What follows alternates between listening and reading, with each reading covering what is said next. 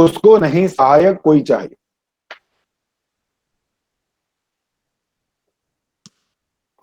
जब कुछ लोग बहुत बड़े बड़े पंडाल लगाकर, बड़े बड़ी कंठी माला पहनकर, बड़े बड़े तिलक लगाकर ये ऐसा बोलते हैं ना कि भगवान भक्तों के बस में होते हैं, क्यों नौकर है हमारे? वो भगवान हमारे नौकर नहीं है। बहुत कुछ ऐसा बोलते हैं जो बिल्कुल अवैधिक होता है, और सुनने वालों की कमाल है। सुनने वाले ऐसे ऐसे ऐसे झूमते हैं, ऐसे झूमते हैं कि बस, क्योंकि उनके मतलब की बात होती है ना वास्तव में, वो कि भगवान तो हमारे बस में।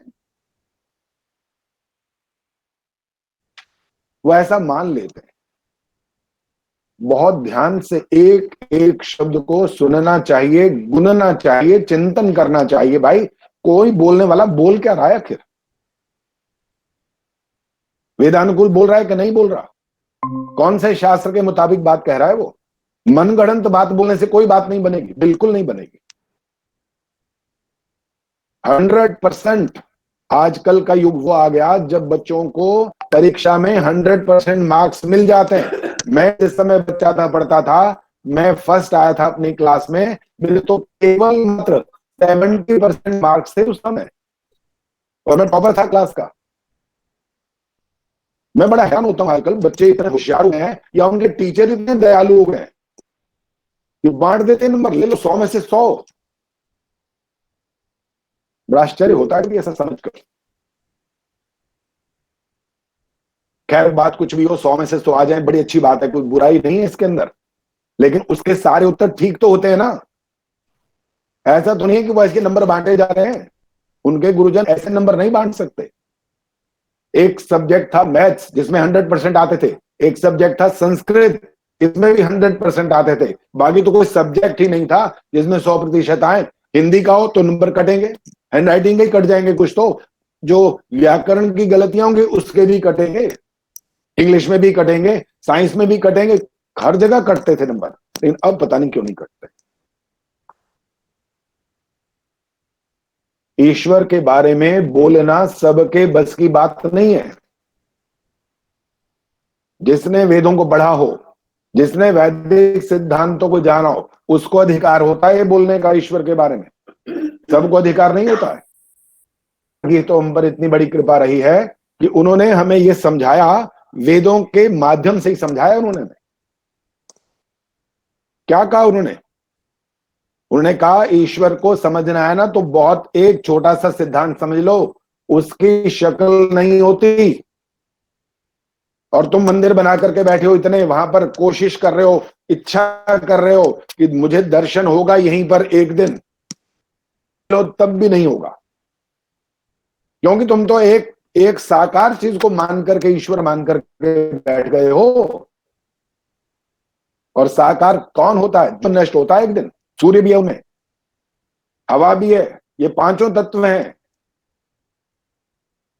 क्योंकि ये बने हैं, बहुत सीधा सरल सिद्धांत है, जो चीज बनती है वो बिगड़ती है, अर्थात जो पैदा होता है वो मरता जरूर है। तो ईश्वर को ही जन्म दे रखा है, ईश्वर पैदा होता रहता है, आता है संसार में। ओम ईशा वास्यम इदम सर्वम। नहीं आ सकता वो कहीं भी, क्यों? मौजूद है पहले से। कैसे आएगा? कहां आ जाएगा भाई? कुछ जगह तो बता दो। जब वेदों को मानते हो, संस्कृत भाषा पढ़ते हो, कुछ व्याकरण का ज्ञान भी है, तो कैसे कह देते हो ये वाली बात कि वो आता है? कहां आएगा ये समझाओ तो सही पहले, किस जगह आ जाएगा? या तो ये मानो वेद झूठे हैं, ओम ईशावास्यमिदम गलत लिखा है, या तो सिद्ध करो पहले। और वो भी मानते हो कि ईश्वर सब जगह मौजूद है, सर्वव्यापक है, कण कण में रहता है, और फिर ये भी बात बोलते रहते हो साथ साथ क्या कि वो आता है। अरे कैसे आएगा? प्रश्न खड़ा हो जाएगा, क्या करने आएगा? ये भी तो प्रश्न है, क्या करने आएगा? जवाब बड़ा मजेदार है, दुष्टों को दंड देने मारने आता है। अरे जो बिना हाथ पैर के इनको पैदा कर सकता है, तो बिना हाथ पैर के मार नहीं सकता क्या? उसको कि वो आकर के पहले जन्म ले, और जन्म लेगा तो मृत्यु को भी प्राप्त होगा। इससे बड़े तो उसके माता पिता कहलाएंगे, क्योंकि जन्म तो उन्होंने दिया। इसलिए हमें बहुत बहुत ध्यान से भजन गाने चाहिए। मैंने एक भजन सुना था कभी, ना मैंने उसकी कभी प्रैक्टिस करी और ना मैं वो गाऊंगा कभी जिंदगी में। आप सुनिए जरा, उसकी गद्य में सुनाऊंगा, पद्य में नहीं सुनाऊंगा। वो एक झोली में फूल खिले हैं, एक झोली में कांटे, कोई तो कारण होगा। आहा हा, बस ये कोई तो कारण होगा में ऐसे झूमने लगते हैं लोग कि अगली पंक्ति तो पढ़ के देखो वहां क्या बोल रहा है व्यक्ति। वो बोल रहा है, तेरे बस में कुछ भी नहीं, बांटने वाला बांटे रे। अच्छा भाई, कमाल हो गया। और हमारा वैदिक सिद्धांत क्या कहता है? कर्मण्येवाधिकारस्ते, गीता में भी तो ये लिखा है, आप कर्म करने में स्वतंत्र हैं। और वहां कहा जा रहा है तेरे बस में कुछ भी नहीं, बांटने वाला। अरे प्रसाद है क्या, वो बांट देगा जिसको जो मर्जी? तो अन्याय होगा इसका नाम। और ईश्वर कैसा है नियम में। इसीलिए महर्षि दयानंद ने लिखा था कि अगर संस्कृत नहीं भी जानते तो हिंदी के माध्यम से समझ लो कि ईश्वर को क्या क्या बोलना है, ईश्वर क्या होता है।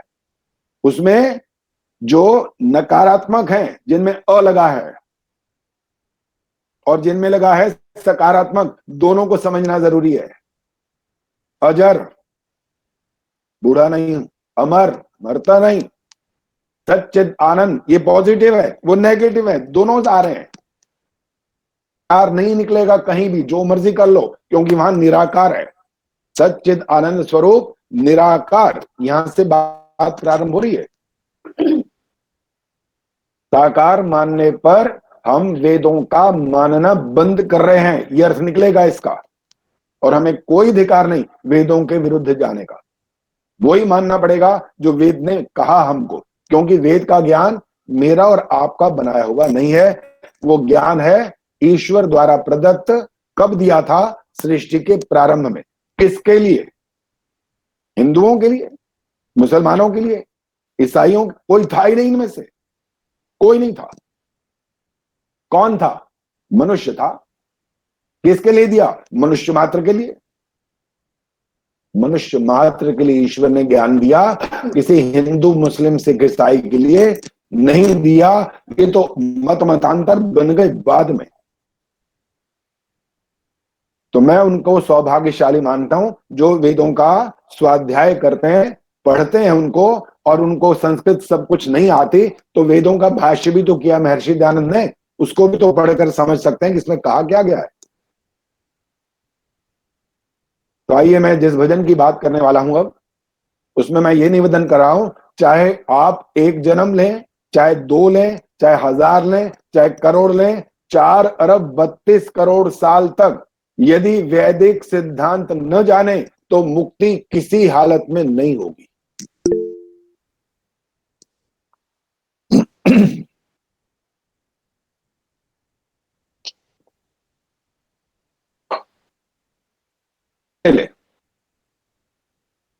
पशु पक्षी कीड़े मकोड़े इन सब के जन्म को लेते रहे बार बार, और अंत में कितनी बार मनुष्य भी बन जाएं और इस ज्ञान को प्राप्त न कर सकें जो वेदों में कहा गया, तो हमारी मुक्ति नहीं होगी।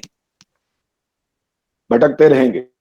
चाहे वो 4 अरब 32 करोड़ इस सृष्टि की बात हो, चाहे अगली सृष्टि में फिर जन्म लेंगे, तब भी अगर इस ज्ञान को प्राप्त न कर पाए तब भी तो मुझे लगता है हम भटकना चाहते नहीं होंगे। जैसे मैंने कहा 100 में से 100 अंक मिल जाते हैं, तो हम 100 में से 100 अंक यदि प्राप्त न कर पाए तो कम से कम डिस्टिंक्शन तो ले लें, इतना प्रयास तो करें। अभी मैंने भजन में, पिछले भजन में गाया तो था, ऋषि मुनि सब हार गए पर पार न तेरा पाया। पार नहीं पा सकते कोई भी उनका, लेकिन हमारे जीवन का जो लक्ष्य है उसे हम निश्चित रूप से प्राप्त कर सकते हैं। आधार क्या है? हमारे शास्त्र, हमारे वेद।